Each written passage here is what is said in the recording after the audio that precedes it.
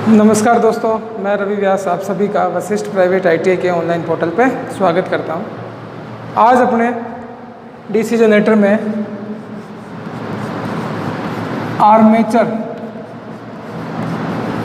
Armature reaction के बारे में बात करेंगे। बहुत ही इम्पोर्टेंट टॉपिक है। डीसी जनरेटर या डीसी मोटर या डीसी मशीन के या एसी मशीन भी जब अपने पढ़ेंगे उसमें एक ये इम्पोर्टेंट जो है महत्वपूर्ण इम्पोर्टेंट फैक्टर है जो क्या है, आर्मेचर रिएक्शन है। तो सबसे पहले जानते हैं कि आर्मेचर रिएक्शन कहते किसको है। डीसी जनरेटर या डीसी मशीन है, इसमें दो फ्लक्स होते हैं। पहला, जब अपने फील्ड स्टेटर को जो है फील्ड वाइंडिंग करते हैं स्टेटर पे और उसमें जो है करंट फ्लो करते हैं तो फील्ड फ्लक्स बनते हैं।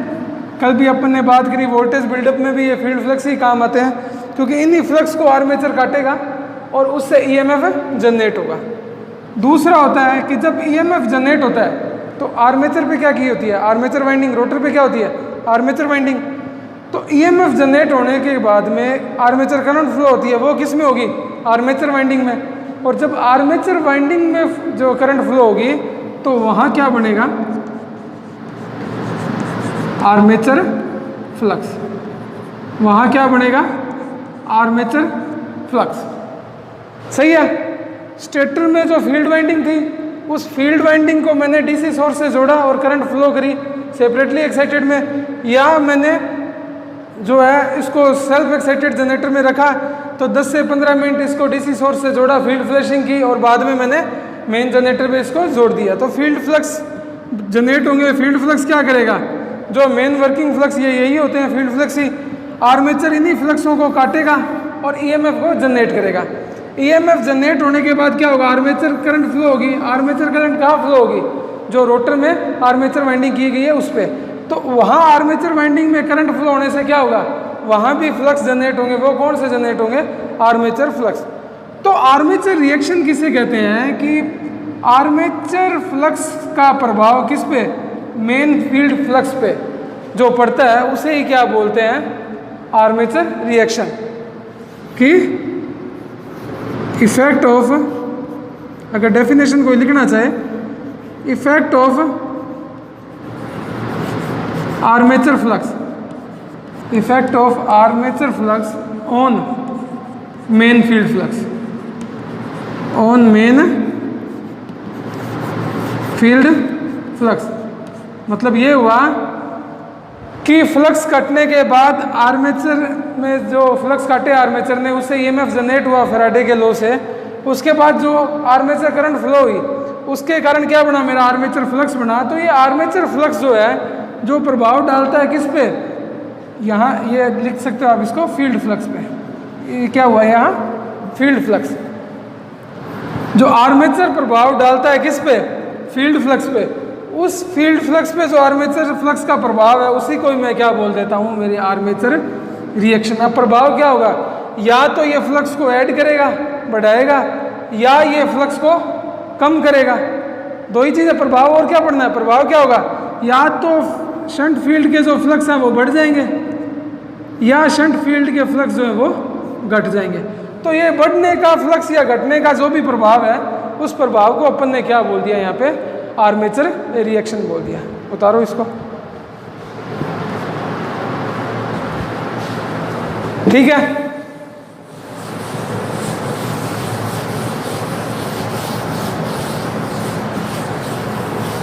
फिर बात करते हैं अपने कुछ कंडीशन की, कुछ कंडीशन की बात करते हैं अपने। केस 1 में मानता हूं no load condition, no load condition. No load condition का मतलब कि जनरेटर पे कोई भी लोड कनेक्टेड नहीं है। उस कंडीशन में क्या रहेगा,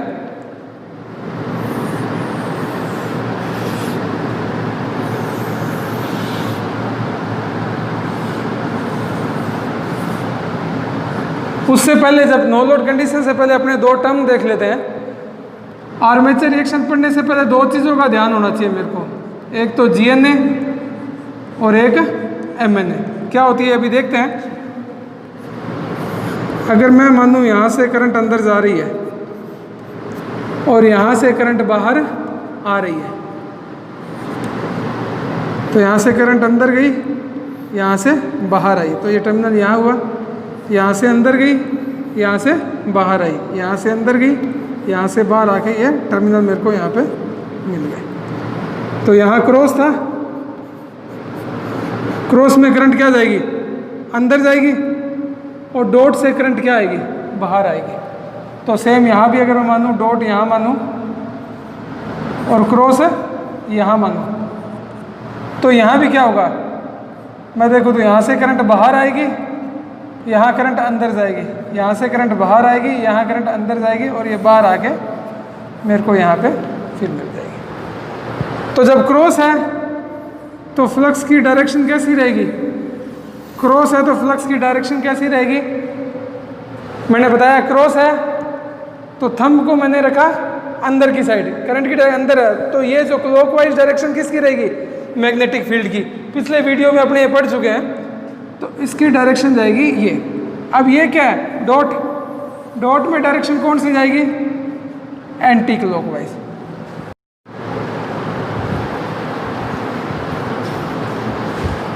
अब ये क्या है, इन डॉट के कारण डायरेक्शन क्या रही, एंटी क्लॉकवाइज, क्रॉस के कारण डायरेक्शन क्या रही, क्लॉकवाइज। तो ये एंटी क्लॉकवाइज, ये क्लॉकवाइज। तो अब मेरे को पता है कि ये इधर वाला हिस्सा कौन सा है, चुंबक के अंदर का, और ये कौन सा हिस्सा है, चुंबक के बाहर का। तो चुंबक के बाहर हमेशा जो है वो N से जो है चुंबकीय बल रेखाएं निकलती है और S में जाके एंटर कर जाती है। तो यहाँ से निकली तो ये सिरा कौन सा हुआ, N, और ये सिरा कौन सा हुआ, S। ठीक है।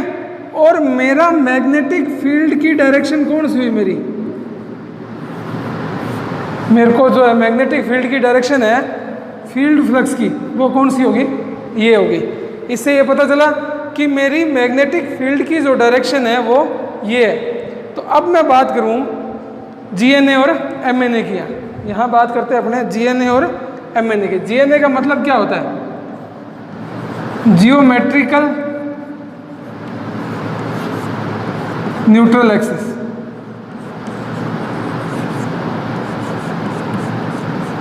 Geometrical neutral axis. और MNA का मैग्नेटिक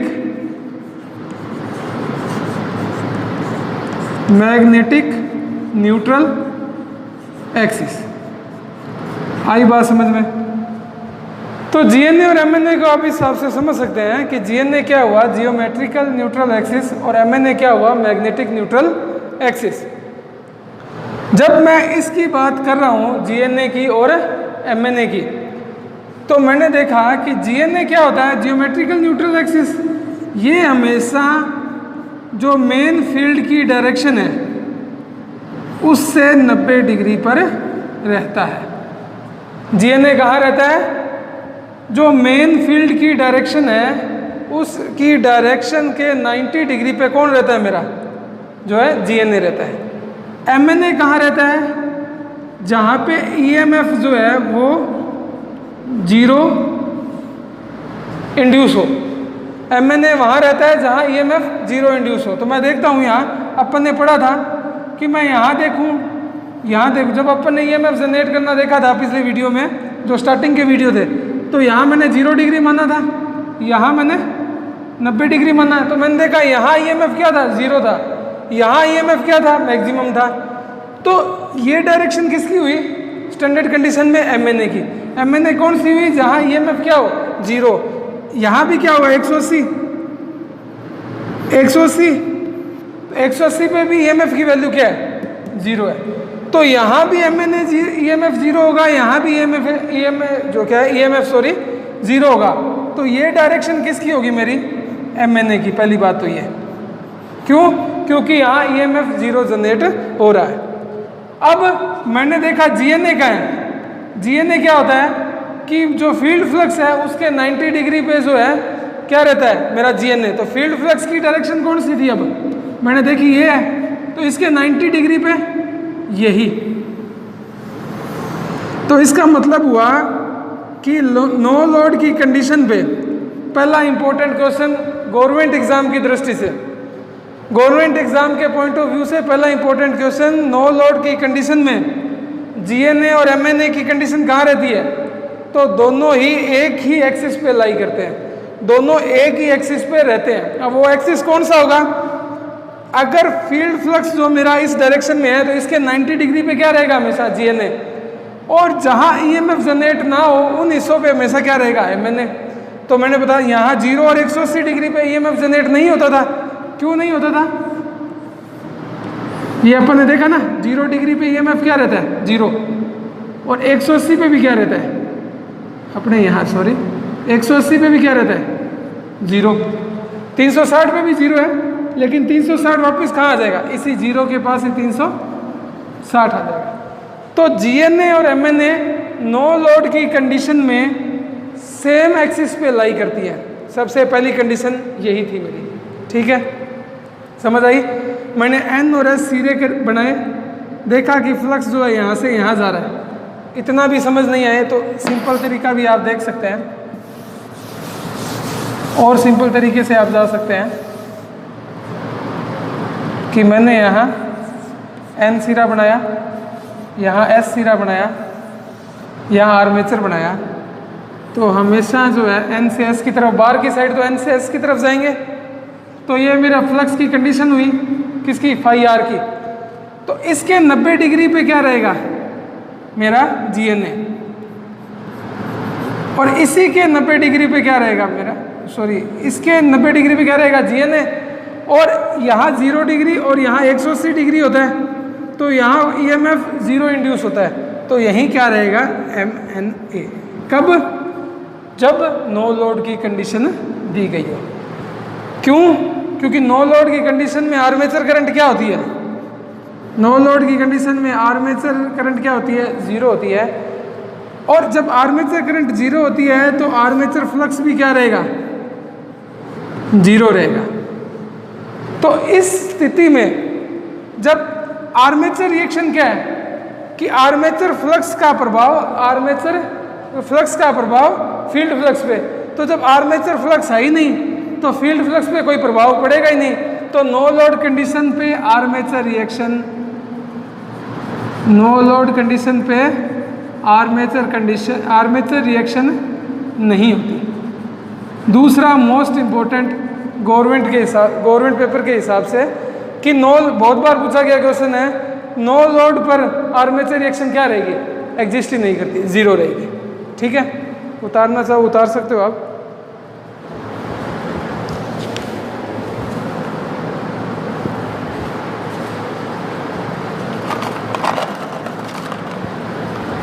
उसके बाद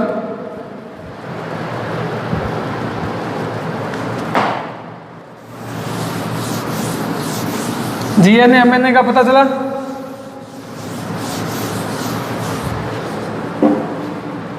इसके बाद केस 2 देखते हैं। सेकंड केस जो है, मैं मानूं कि मेरी आईएफ तो है 0 और आर्मेचर करंट कुछ ना कुछ एग्जिस्ट कर रही है।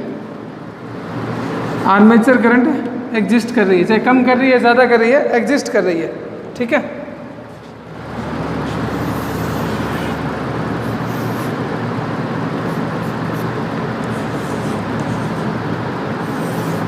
क्योंकि फ्लक्स की डायरेक्शन ये है तो जीएनए यहाँ रहेगा। ठीक है, अब एमएनए भी यही है। अभी तो आगे बात करता हूँ। अगर मैं इसको लूँ क्रॉस, इसको लें डॉट, एक साइड करंट अंदर जाएगी, एक साइड से करंट बाहर आएगी, तो डॉट है तो ये कहाँ घूमेगा? क्लॉकवाइज डायरेक्शन में। डॉट है तो ये कहाँ घूमेगा? एंटी क्लॉकवाइज डायरेक्शन में। डॉट है तो क्रॉस है, क्रॉस है तो अंगूठे का निशान अंदर, तो क्लॉकवाइज डायरेक्शन। डॉट है तो अंगूठे का निशान बाहर, तो एंटी क्लॉकवाइज डायरेक्शन। तो इस कंडीशन में आर्मेचर फ्लक्स कहाँ जा रहे हैं?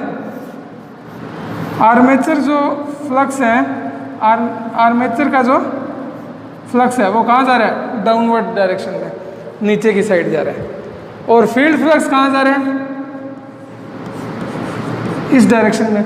तो मैंने दो चीज़ देखी, पहले मैंने देखा क्या,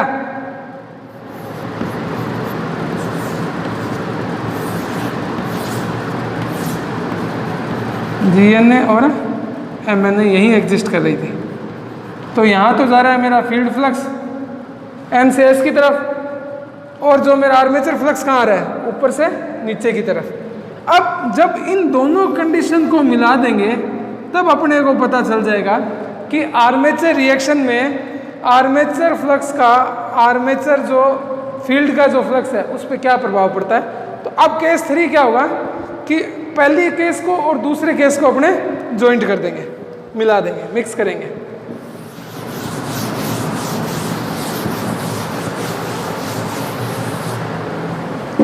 केस 3 की बात करें, लोड कंडीशन की, ऑन लोड, ठीक है।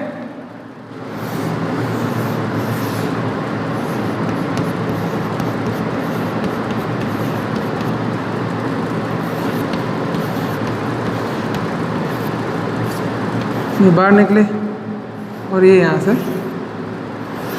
अंदर जाकर ये इधर अपने को यहाँ मिल गई, ठीक है। तो ये N सिरा हो गया।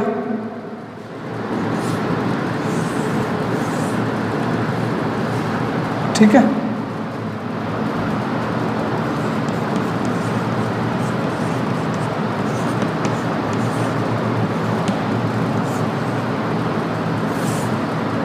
ये बाहर निकली, ये बाहर निकली और ये बाहर निकल गई बाहर, ये अंदर गई, ये अंदर गई, ठीक है। तो अगर अपने इसको बाहर माने,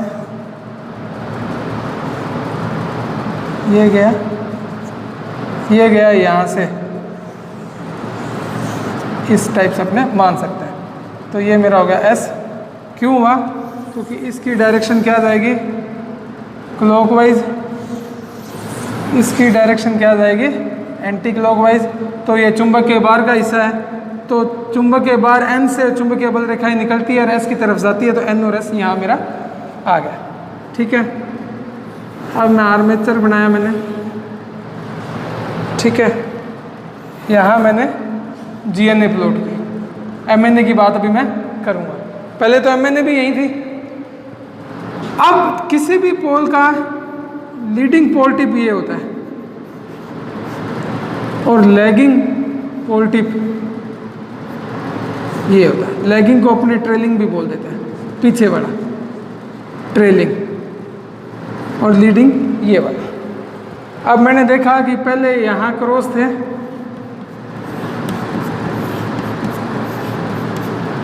और यहाँ क्या थे, डॉट थे, यहाँ क्या था, डॉट थे।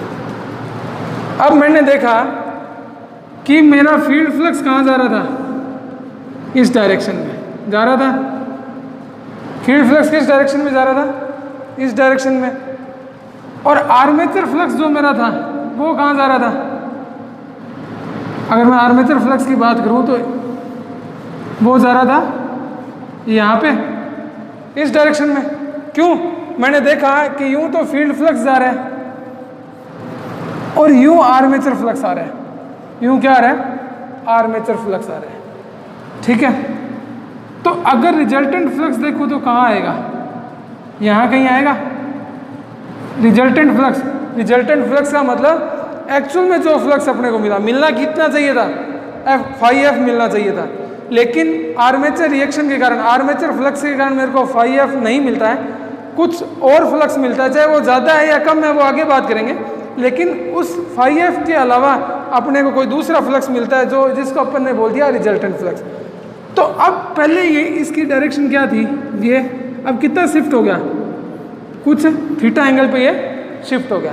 पहले यहाँ थी, अब यहाँ हो गया, कितना शिफ्ट हुआ, थीटा एंगल। तो यहाँ से जो है शिफ्ट, जब ये शिफ्ट हुआ तो मेरा MNA भी क्या होगा, MNA भी उतने ही एंगल से शिफ्ट हो जाएगा। जितने एंगल से ये शिफ्ट हुआ उतने एंगल से ही मेरी क्या होगा, MNA शिफ्ट हो जाएगा। और हमेशा एक चीज़ और थी, ब्रशेस भी कहाँ लगे रहते हैं, MNA पर ही लगे रहते हैं सक्सेसफुल कम्यूटेशन के लिए। कम्यूटेशन क्या होता है, वैसे तो करंट रिवर्सल जो करते हैं अपने, AC को DC में बदलने के लिए, उसी को ही कम्यूटेशन कहते हैं। और MNA पे ब्रशेज इसलिए होते हैं ताकि जो कम्यूटेशन हो AC से DC में बदले तो उसमें अपना कोई स्पार्किंग नहीं हो, ताकि ब्रशेज जो हैं वो डैमेज नहीं और लॉसेज भी नहीं हो। तो यहाँ MNA क्या हुआ, शिफ्ट हो गया। तो अब देखो यहाँ का जो है एरिया क्या हुआ, कम हो गया, और यहाँ का एरिया क्या हो गया, ज़्यादा हो गया। एरिया में MNA से लीडिंग पोल टिप की दूरी क्या हुई, कम होगी, और लैगिंग पोल टिप या ट्रेलिंग पोल टिप जो है उससे MNA की दूरी यहाँ ऊपर क्या होगी, ज़्यादा होगी। तो फ्लक्स डेंसिटी की अपने जो बात करते हैं, फ्लक्स डेंसिटी की जो बात करते हैं, तो वो क्या होता है, फ्लक्स डेंसिटी किसके बराबर होती है, फाई अपॉन ए के। अगर यहाँ एरिया कम हुआ, यहाँ एरिया इसके इधर, क्योंकि पहले तो यहाँ था तो एरिया दोनों का क्या था, बराबर था। अब ये इधर शिफ्ट हुआ तो यहाँ का एरिया तो बढ़ गया, यहाँ का एरिया क्या हुआ, घट गया। तो जब एरिया कम हुआ तो फ्लक्स डेंसिटी क्या हुई, बढ़ गई। तो यहाँ फ्लक्स डेंसिटी क्या होगी, ये तीसरा क्वेश्चन जो एग्जाम में पूछा जाता है कि DC जनरेटर में लीडिंग पोल टिप पर फ्लक्स डेंसिटी क्या होती है, तो वो इंक्रीज होती है। और मैं यहाँ बात करूँ तो B बराबर फाई अपॉन ए, यहाँ जो है एरिया क्या हुआ, बढ़ा, तो फ्लक्स डेंसिटी क्या हुई, घट गई। तो यहाँ पे B जो है वो क्या होगा, डिक्रीज होगा। चौथा क्वेश्चन, DC जनरेटर में जो ट्रेलिंग पोल है उस पर फ्लक्स डेंसिटी क्या होगी, क्या होगी, डिक्रीज होगी। लीडिंग पे इंक्रीज होगी और ट्रेलिंग पे जो है वो डिक्रीज होगी। अब इस फ्लक्स डेंसिटी बढ़ने से तो मैं कह रहा हूँ सर बढ़िया काम हो गया कि सर फ्लक्स डेंसिटी बढ़ी तो फ्लक्स ज़्यादा कटेंगे और अपने को जो है आउटपुट ज़्यादा मिलेगी। लेकिन इसमें प्रॉब्लम क्या हो जाती है, क्योंकि हर पदार्थ का चुंबकीय क्षेत्र ग्रहण करने का एक लिमिट होता है, उस लिमिट के बाद वो क्या होता है, सैचुरेशन की कंडीशन में चला जाता है। जैसे जैसे अपने B बढ़ता जाएगा, फ्लक्स डेंसिटी बढ़ती जाएगी, तो एक कंडीशन पे जो कोर अपनी वो क्या होगी, सैचुरेट हो जाएगी। इसका मतलब इसके बाद फ्लक्स बढ़े नहीं बढ़े, करंट की वैल्यू बढ़े नहीं बढ़े, इस कोर पे कोई भी फर्क नहीं पड़ता, ये सैचुरेट हो जाती है। तो अब क्या होता है कि जो फ्लक्स यहाँ डेंसिटी बढ़ी यहाँ घटी, लेकिन जब ओवरऑल अपने देखते हैं तो फ्लक्स डेंसिटी बढ़ने का फर्क तो कम पड़ता है, फ्लक्स डेंसिटी बढ़ने का फर्क कम पड़ता है, ये लिख भी लो, बढ़ने का फर्क कम पड़ता है, जबकि घटने का ज़्यादा पड़ेगा, घटने का ज़्यादा पड़ेगा। तो घटने का ज़्यादा पड़ने के कारण क्या होगा, जो रिजल्टेंट फ्लक्स है मेरा वो क्या मिलेगा, मेरे को कम मिलेगा। वो क्या मिलेगा, मतलब ये हुआ कि आर्मेचर रिएक्शन के कारण मेरा जो फील्ड फ्लक्स था वो क्या हुआ, डिक्रीज हो गया। इसीलिए जो है ये आर्मेचर रिएक्शन है जो टोटल आउटपुट को क्या करती है, इफेक्ट करती है, उसको कम करती है। तो अब तक अपने जो पढ़ रहे थे कि जितनी ईजी जनरेट हुआ उसमें से मैंने क्या हटाया, IA RA घटा रहे थे अपने, माइनस BCD कर रहे थे, ब्रूस कॉन्टैक्ट ड्रॉप।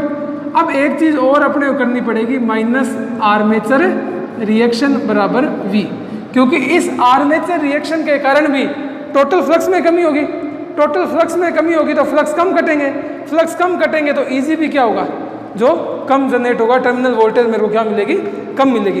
तो पहले मेरे को अब तक सिर्फ एक ही ड्रॉप का पता था जो IA था, जो आर्मेचर रेजिस्टेंस के कारण ड्रॉप था, क्योंकि BCD तो मैं मान रहा था बहुत कम है, 1 से 2 वोल्ट के बीच में है। लेकिन अब एक नया लॉस और इंट्रोड्यूस हुआ, कौन सा, आर्मेचर रिएक्शन। तो ये आर्मेचर रिएक्शन इस टाइप से होती है। अब आर्मेचर रिएक्शन 2 टाइप की हो सकती है। ये समझ आई बात आपको कि कैसे MNA शिफ्ट हुई। इसी कारण जो है क्या है, अब MNA शिफ्ट होने के कारण एक तो लॉसेज है कि लॉसेज बढ़ जाएंगे, दूसरा क्या होगा कि जब ब्रश यहाँ होंगे, अब यहाँ तो क्या था, EMF क्या था, 0 था। क्यों, क्योंकि MNA कहाँ रहती है, हमेशा जहाँ EMF 0 जनरेट हो, लेकिन यहाँ क्या था, मैक्सिमम था। अब ये यहाँ शिफ्ट हुआ तो यहाँ EMF 0 नहीं है। जब EMF यहाँ 0 नहीं होगा तो सक्सेसफुल कम्यूटेशन भी नहीं होगा। सक्सेसफुल कम्यूटेशन का मतलब करंट का रिवर्सल हो जाए, एसी डीसी में बदल जाए बिना किसी स्पार्किंग के। लेकिन जब एमएनए शिफ्ट हुआ तो अब जहां एमएनए शिफ्ट हुआ है वहां ईएमएफ की वैल्यू 0 नहीं है, और इसी कारण जो क्या है कि इस कंडीशन में मेरे को जो है सक्सेसफुल कम्यूटेशन नहीं मिलेगा। तो दूसरा ड्रॉप, पहला ड्रॉबैक क्या हुआ आर्मेचर रिएक्शन का कि वो मेन फील्ड फ्लक्स को कम करती है और टर्मिनल वोल्टेज भी अपने को कम मिलती है। दूसरा ड्रॉबैक क्या हुआ कि आर्मेचर रिएक्शन के कारण एमएनए शिफ्ट होती है। एमएनए शिफ्ट होने के कारण इसकी डायरेक्शन ये इधर थी, इसीलिए एमएनए को मैंने यहाँ शिफ्ट करा, तो इसके कारण जो है एमएनए शिफ्ट हुई। एमएनए शिफ्ट हुई कहाँ गई? अब जहाँ शिफ्ट हुई वहाँ ईएमएफ 0 नहीं है, और उस ईएमएफ 0 नहीं होने के कारण यहाँ जो है जब करंट रिवर्सल होता है, कम्यूटेशन होता है, तो स्पार्किंग भी होती है, और उस स्पार्किंग के कारण हीट भी प्रोड्यूस होती है और लॉसेस भी होते हैं। तो ये आर्मेचर रिएक्शन के जो थे अपने वो क्या थे? ड्रॉबैक थे। अब आर्मेचर रिएक्शन होती कितनी टाइप की है वो और देख लेते हैं। डीसी जनरेटर में 2 टाइप के आर्मेचर रिएक्शन अपने को इफेक्ट मिलेंगे। आर्मेचर रिएक्शन के 2 इफेक्ट मिलेंगे। कौन कौन से? एक तो क्रॉस मैग्नेटाइजेशन,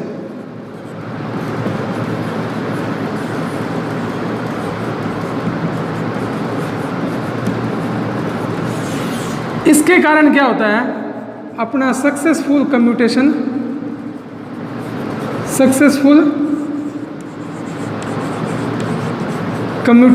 नहीं हो पाता। पूछा जाता है सक्सेसफुल कम्यूटेशन नहीं होने का कारण क्या है? Cross magnetisation. अपने अल्टरनेटर में बात करेंगे तो जहां रजिस्टिव लोड ज़्यादा होता है, जहां रजिस्टिव लोड ज़्यादा होता है वहां क्रॉस मैग्नेटाइजेशन की कंडीशन ज़्यादा होती है।